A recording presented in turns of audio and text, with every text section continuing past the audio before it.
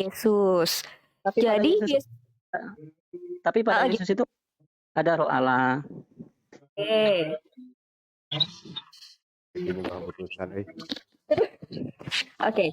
Yesus itu roh Allah apa roh manusia? Roh Allah. Roh Allah. Yesus Cukup Yesus itu tidak diputar-putar di punya sana ya. manusia. Cukup kembali ke Al Hidayah dulu Mbak Cynthia. Ini sudah terputar-putar 3 kali gitu, nggak enak didengar. Sandy aja deh. Makasih. Oke, makasih. Bang Andi, aku dikit dong. Aku dikit Bang, dong. ya siapa? Aku Jangan diputar-putar ya. enggak. Bikin suatu argumentasi yang Pak Freddy mudah ngerti gitu loh. Oke. Jangan dipersulit, kasihan dia. Nanti pulang dia. Nerusin Bang Andi aja tadi. Itu yang dipilih yang mana? Akal atau iman gitu. Lebih kuat.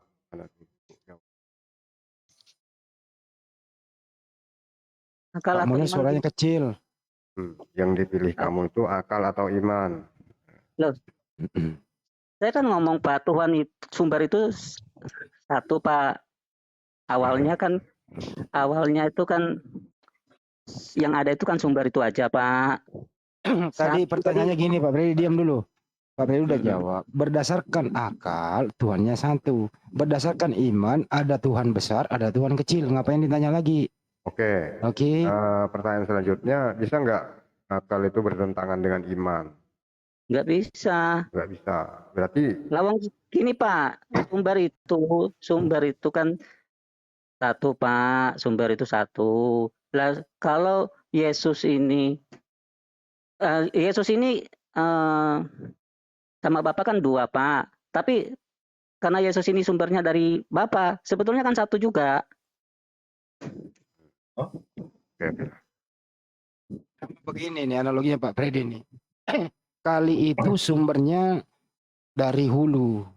Ya maupun di hilir tetapi juga itu air. Jadi Ya, sama-sama gitu, air gitu dia maksudnya. Ya, Yalah, itu aku Pak, nurusin Pusing loh.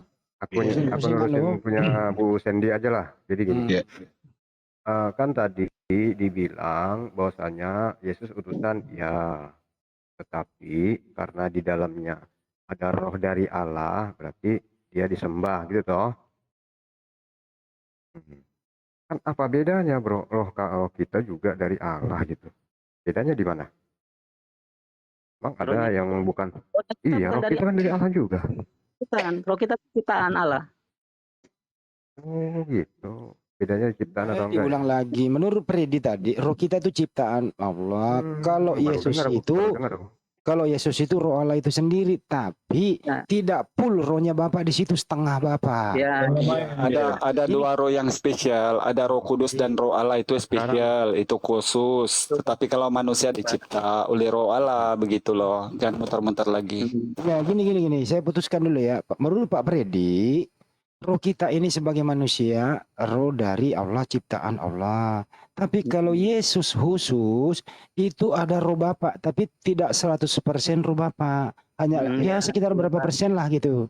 Makanya Yesus ini dikatakan Tuhan kecil, Bapa Tuhan besar. Paham nggak sih? Gitu loh.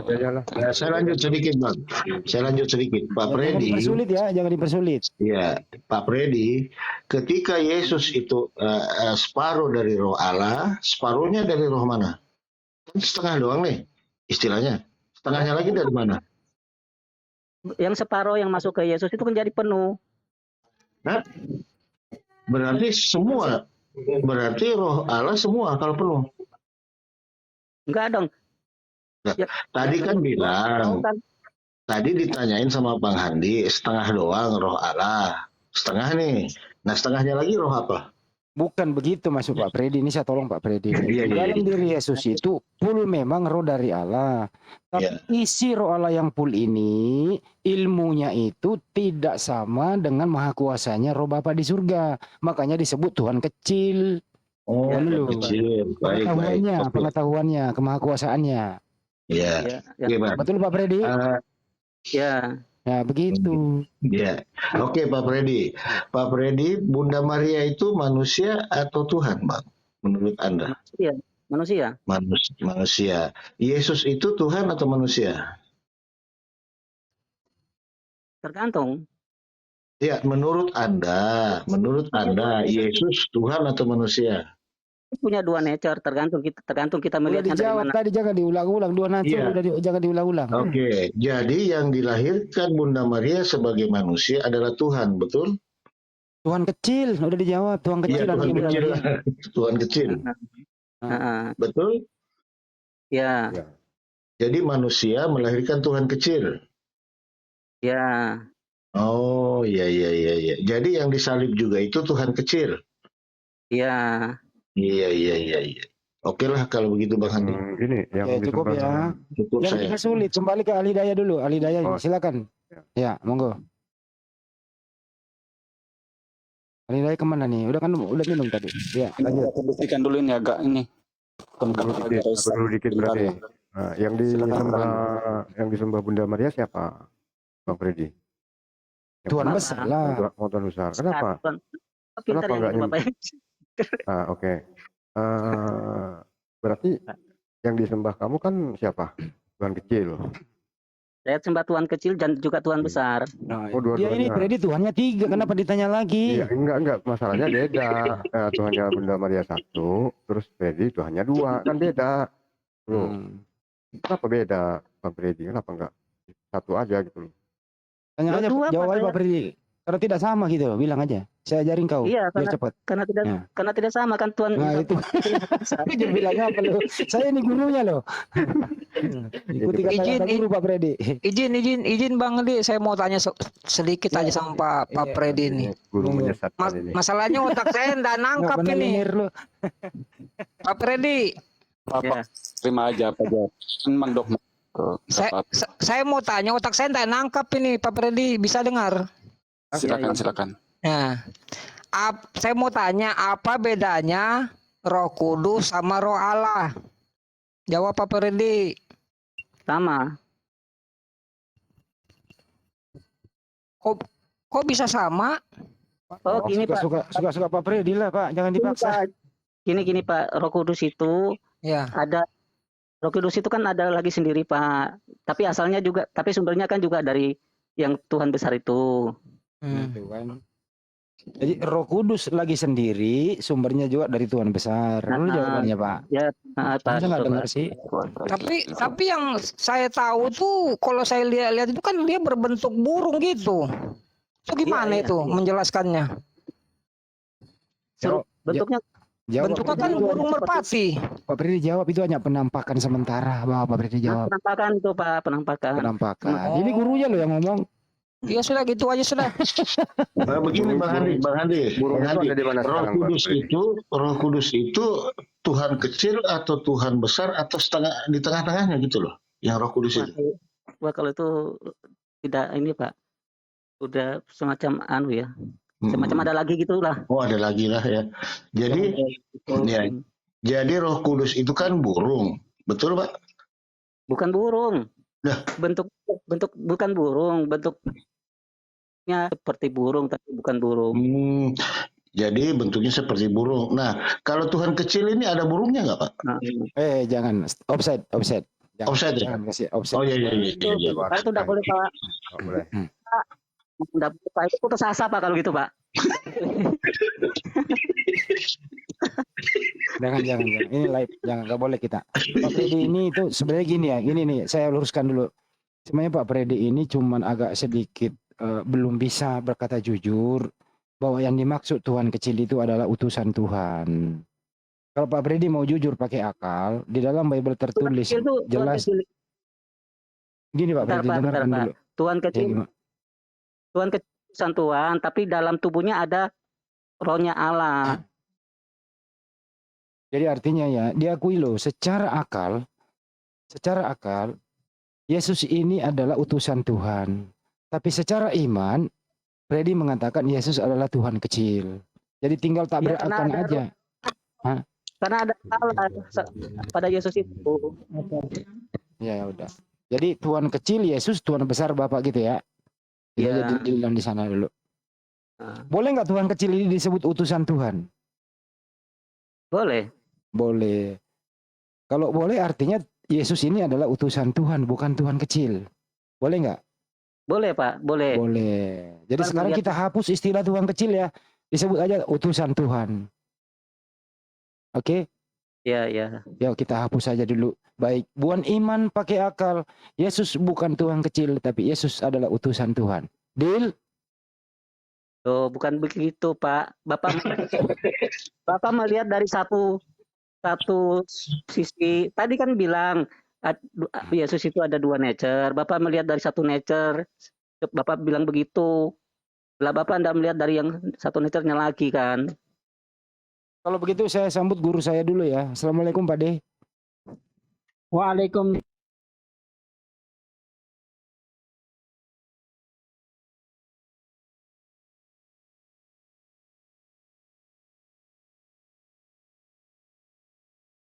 Itu kan dari ini Pak, dari iman saya kan. Oh, Dari iman Anda saya. ini dasarnya ada enggak? Ada lah kan karena rohnya itu berasal dari sang sumber. Makanya saya kan imannya begitu. Ya semuanya rohnya dari sang sumber, Bang. Bukan Enggak, cuma Yesus kan?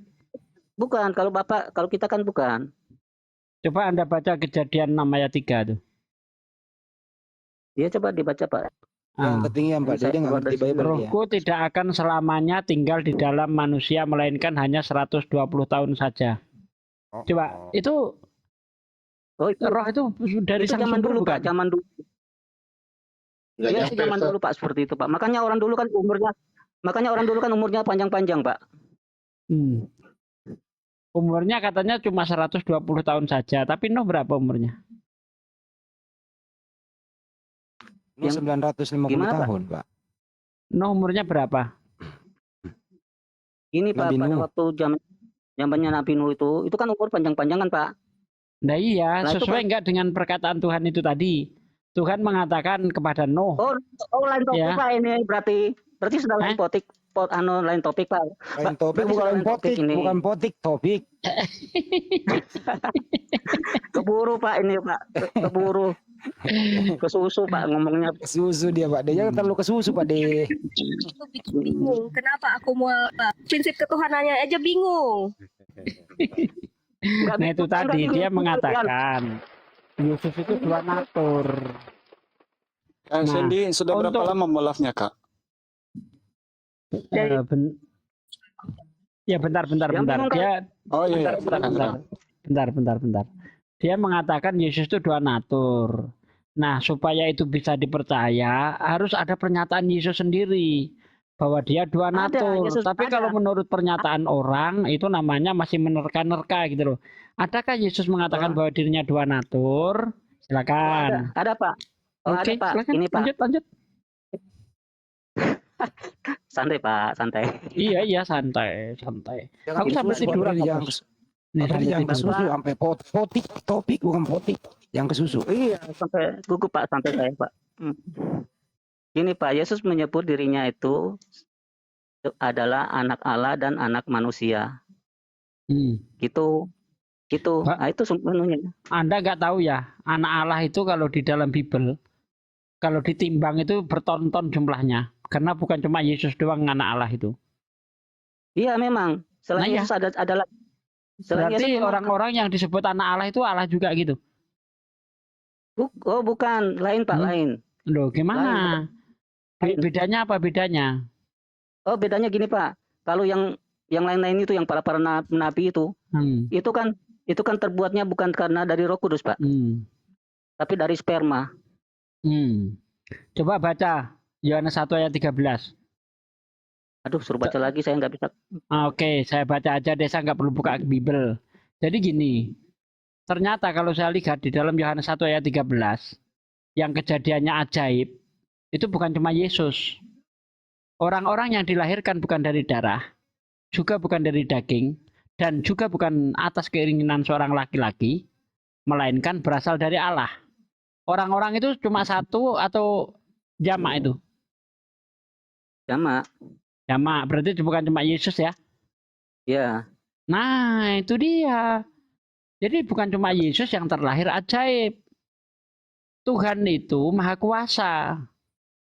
Kalau Memang dia bukan cuma berkehendak, memang bukan cuma Yesus, tapi Yesus ini itu kan tapi Yesus ini kan itu Pak. Salah satu contoh, ini saya kasih salah satu contoh. Melkisedek. Ibrani 11 ayat 1 sampai 3. Dia tidak berbapak, tidak beribu, tidak berawal, tidak berakhir. Silsilahnya Tapi tidak diketahui. Tapi tidak berkuasa. Tunggu dulu, ini kan kita masih, Anda kan tadi menyebut tentang kejadiannya. Yesus bukan dari sperma, itu nanti. Kuasa itu gampang, nanti saya jawab juga. Ya, intinya dari kejadiannya, bukan cuma Yesus. Tunggu, jangan ke sana dulu. Satu-satu kita selesaikan. Deal ya, bukan cuma Yesus yang kelahirannya ajaib ya. Ya. Oke, sekarang kuasa. Apa kuasa Yesus ketika dia di dunia? Mengampuni dosa manusia. Wah, kalau mengampuni itu bukan cuma Yesus. Semua orang bisa mengampuni. Bahkan ketika Petrus bertanya kepada Yesus. Dosa-dosa dunia kok, Pak. Bentar dulu. Dosa-dosa manusia kok, Pak. Iya. Petrus pernah bertanya kepada Yesus, berapa kali aku harus mengampuni? Apa 7 kali? Bukan 7 kali Petrus. Melainkan 70 kali 70 kali. Bisa, semua orang bisa mengampuni. Itu kan mengampuni sesama, Pak. Nah, kalau ada yang orang mencuri, apa Petrus yang mengampuni? Oh, jadi kalau kamu mencuri dosamu ditanggung Yesus. Bukan begitu. Loh, gimana lagi? Kok bukan begitu, gimana sih? Kalau ada orang mencuri, oh berarti diampuni Yesus. Kamu mencuri, mengampuni. Yang berkuasa mengampuni, yang berkuasa mengampuni. Berarti kalau ada orang Kristen mencuri, dosanya ditanggung Yesus. Bukan, yang berkuasa. Maksudnya apa tadi itu? Kalau ada orang mencuri, maksudnya apa? Yang berkuasa untuk mengampuninya Tuhan Yesus. Termasuk orang mencuri, Yesus yang ngampuni. Yesus mengampuni, Yesus nanti akan mengadili. Yesus nanti kan akan mengadili, Pak, nanti. Itu akan diadili. Kalau diampuni ngapain diadili? Lah kan ada nanti yang bingung ada, kan nanti ada yang mendapatkan pengampunan, nanti ada yang tidak, kan gitu. Pengampunan apa penebusan? Pengampunan apa penebusan? Pengampunan. Oh, kalau pengampunan semua bisa mengampuni, Bos. Lah ya pengampunan yang semua bisa mengampuni. Ayo. Bapak ini gimana? Kalau Yesus kan ngomong begini.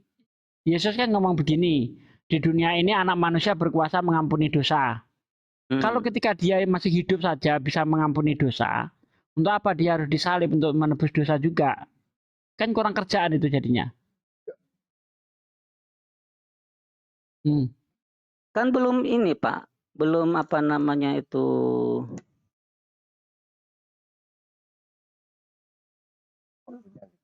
Angel. Aduh, Bang. Jadi gini loh, Bang. Ya, dosa itu ditanggung masing-masing, Bang. Iya, ditanggung masing-masing. Iya. Makanya Yesus nanti akan mengadili kan, jadi supaya nanti ditanggung masing-masing, bukan dimusnahkan semua. Kalau dosa ditanggung masing-masing, ngapain harus ada penebusan dosa? Penebusan dosa itu bukan menebus dosanya kita. Dosa siapa? Dosa dunia. Disebutkan penebus dosa dunia, bukan penebus dosa manusia, bukan penebus dosa ini, dosanya kita. Iya, kalau dosa di dunia itu sudah dihapus, berarti nggak ada dosa lagi. Dosa dunia, Pak. Masa? Iya, kalau dosa dunia udah dihapus, nggak ada dosa lagi. Dosa dunia kok dihapus, Pak? Dia katanya ditebus oleh Yesus. Dosa dunia. Nah iya, berarti kan udah nggak ada dosa lagi seharusnya kan? Orang udah dihapus. Ini Pak penebus dosa dunia itu maksudnya tuh menyambungkan kembali hubungan antara sang sumber itu dengan kita di dunia ini gitu, Pak. Berarti kalau Yesus nggak mati, dosa nggak dihapus. Nggak begitu, kalau Yesus nggak mati itu hubungan antara sumber dengan kita itu nggak ada, nggak ada gitu, nggak ada. Gini loh, emang Tuhan nggak bisa menyelesaikan masalah dosa tanpa matinya Yesus? Tuh bisa, cuman kan sang sumber ini kan Cuma Nah, sang sumber ini, gini loh Bang. Kalau bisa mengampuni dosa tanpa matinya Yesus, ngapain harus pakai penebusan darah kan? enggak gitu. Loh, jadi gimana? Gini Pak, sang sumber ini hubungannya dengan kita, terutama dengan bangsa-bangsa kafir itu kan enggak ada Pak. Itu kan tidak ada, sudah terputus kan, karena karena bangsa-bangsa kafir itu kan apa istilahnya kayak sudah dibuang begitu. Itu jadi kan nggak ada hubungan lagi. Jadi sang sumber itu tidak ada hubungan lagi dengan. Jadi untuk membina hubungan itu, untuk membina hubungan itu Yesus harus mati kan gitu. Bukan harus mati. Jadi bukan harus mati. Tapi karena dia mati, dia mengorbankan dirinya, sang sumber ini yaitu Bapa, itu kasihan Pak, melihat Yesus itu kasihan sekali. Ini gimana sih? Akhirnya, tunggu dulu. Untuk membina, untuk menyambung hubungan. Bentar. Untuk menyambung hubungan antara Tuhan dengan manusia, itu caranya kan Yesus harus mati kan gitu. Iya harus. Iya. Nah, tanpa matinya Yesus berarti hubungan manusia dan Tuhan tidak bisa terjalin lagi kan gitu. Nggak bisa, kita kan sudah dibuang itu orang-orang kafir. Tuhan nggak punya cara lain untuk membina hubungan manusia dengan ini, nggak punya cara lain. Nggak punya, lah sudah dibuang kok. Nah, berarti Tuhan nggak maha kuasa dong. Masa jalan satu-satunya cuma itu? Sudah dibuang. Kita yang kafir-kafir ini itu sudah dibuang sama dia, sudah dibuang. Nah, iya, berarti Tuhan tidak kuasa berarti menyelesaikan masalah dosa aja kebingungan sampai dia harus mengorbankan anaknya kan gitu. Bukan tidak kuasa, makanya Bapak itu dengar dulu. Bukan tidak kuasa, cuman dia sudah tidak mau, dia sudah membuang saya yang kafir-kafir itu sudah dibuang sama itu kan sudah dibuang sama dia. Begitu. Sudah dibuang sama dia. Kan udah dibuang. Terus untuk mengembalikan lagi tidak ada cara lain kecuali matinya Yesus kan gitu. Tidak ada. Nah, berarti Tuhan tidak kuasa dong. Soalnya memang Tuhan sudah kan maha kuasa. Soalnya misalnya nih, saya bertengkar sama Bang Andi. Bentar. Misalnya nih saya bertengkar sama Bang Andi. Nah, untuk bisa terjalin lagi harus membunuh seseorang supaya saya bisa terjalin lagi dengan Bang Andi. Apa harus seperti itu? Kan bisa dengan cara yang lain. Enggak. Oh, enggak. Itu kalau Bapak kan. Tapi kalau ini Allah, itu berarti Tuhan lebih pintar saya dong. Saya untuk menjalin hubungan dengan Bang Andi bisa dengan cara yang lain. Misalnya Bang Andi tiap bulan ku kasih 1 juta, lama-lama baik dia sama saya kan? Nah, tapi kalau Bapak kan enggak mau, Pak. Bapak kalau kan gitu gua matrek dong. Enggak, tadi aja udah bisa itu dosamu telah diampuni kan bisa itu. Nah, iya. Tapi kalau Bapak kan enggak mau, Pak. Coba saya dibukakan 2 tawarikh. Bentar. Bentar, Bang. Diam dulu ke situ kok ngomong terus. Saya mau jelasin loh. Oh iya, silakan. Gini loh, itu kalau Bapak itu tidak begitu. Kalau Bapak ini sudah tidak mau. Kamu sudah tidak setia sama saya, kamu sudah menyembah kepada dewa-dewa. Oh, gitu. Perbuatannya jahat. Perbuatannya udah jahat. Ya udah kan sudah tidak mau. Oke. Gitu. Sekarang saya pakai dalil. Coba bukakan 2 Tawarikh 6 ayat 21, Bang Andi, bacakan Bang Andi. Lagi makan. Siapa yang bisa membacakan 2 Tawarikh 6 ayat 21? Dulu. Coba dibacakan itu. Benar enggak itu asumsi dia ini? Sesuai enggak dengan 2 Tawarikh? Dan dengarkanlah permohonan hambamu dan umatmu Israel yang mereka panjatkan di tempat ini, bahwa engkau juga telah mendengarnya dari tempat kediamanmu dari surga. Dan apabila engkau mendengarnya, maka engkau akan mengampuni gitu. Nah, itu dia. Tuhan tidak perlu datang ke dunia. Tidak perlu harus ada pembunuhan. Tuhan mampu mengampuni dari kediamannya, Bang. Kalau dengan bangsa-bangsa kafir gimana? Itu tadi kan Israel dengan Israel.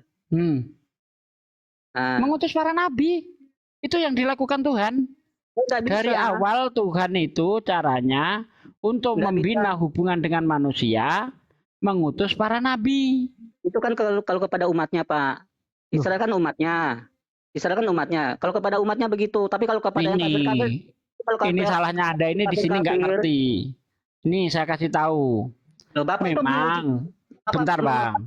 Bentar Iya, Bang. Bapak sebentar, Kalau Anda ngomong itu pakai dalil dong. Pakai dalil Bapak diam biar dulu, enak Bapak gitu loh. diam dulu, Coba Bapak. dalilnya mana dalilnya? Bentar, Bapak diam dulu. Bapak di sini sedang mau menguji iman saya atau sedang Bapak mau menceramai saya? Iya, saya ingin kamu pakai Bapak- dalil deh. Bapak di sini Pakai data. Bapak Coba di sini datamu menguji, mana? bukan data apa yang diminta? Ya bicara itu pakai data, ada Bible pakai data Bible dong. Ah, mana data Biblemu? Saya setiap bicara pakai Lah, kan data memang loh. Kan memang kenyataan sang sumber itu Bapak itu dia kan Bapak itu umatnya itu Israel, Pak. Sedangkan yang kafir-kafir kan itu sudah dibuang. Itu kan memang cerita di Alkitab seperti itu kan? Di mana? Loh, Alkitab di mana? Kan memang Loh, kan nggak ngerti Loh, kan? kan Ngarang kan? Pak. Jangan ngarang dong. Tunjuk data gitu loh. Bapak kan baca. Nih, saya orang Islam.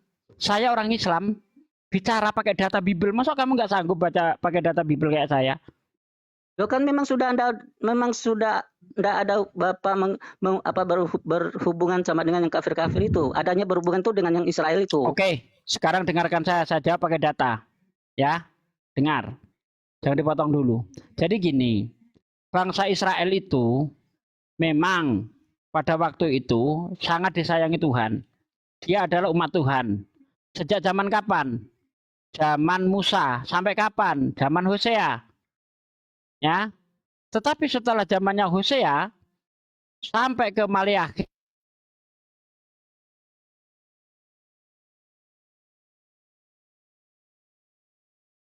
kalau Anda lihat di dalam kitab Yesaya 7 ayat 21, Tuhan itu akan pinjam pisau cukur kepada Raja Asyur untuk memberangus bangsa Israel.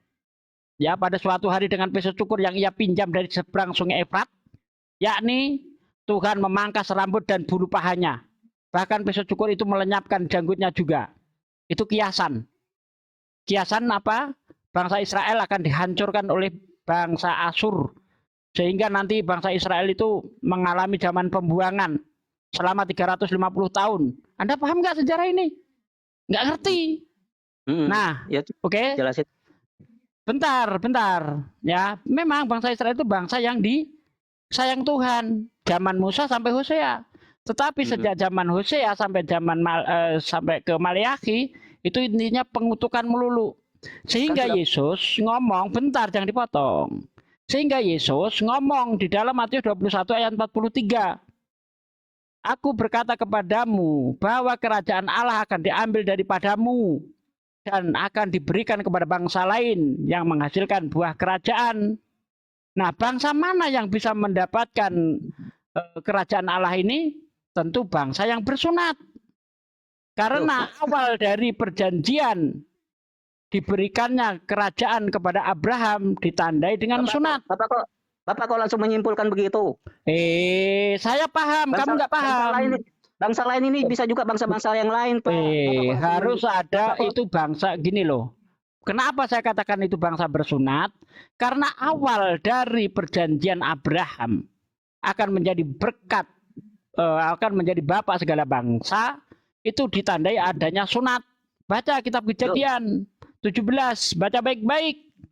Ya, Tuhan itu jijik dengan orang yang tidak bersunat.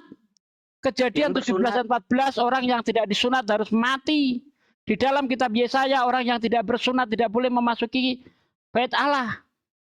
Jadi tidak mungkin bahwa kerajaan Allah itu diberikan kepada bangsa yang tidak bersunat, bangsa berkulub, tidak mungkin. Begitu loh. Perintah bersunat itu kepada siapa? Kepada Abraham. Lah ya kepada Abraham, keturunannya itu Israel. Keturunannya, bukan. Saya sekarang tanya sama kamu. Ketika perintah sunat itu Israel udah ada belum? Belum. Nah iya, Di situ ada siapa? Yang sudah ada siapa?